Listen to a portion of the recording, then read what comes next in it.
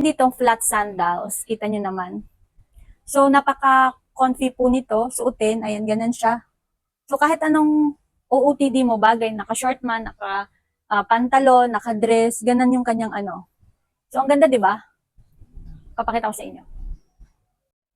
So, ito po siya yung tinutukoy ko na sandals. Maganda siya. Meron siyang ganitong style. Meron din namang yung may hook dito sa likod kasi meron na akong black nun eh.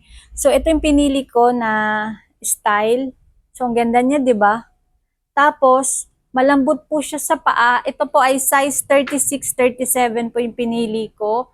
Mabilis po itong ma-sold out. Kaya kung nakita ninyo dyan sa Yellow Basket, i-grab nyo na kasi very affordable lamang siya.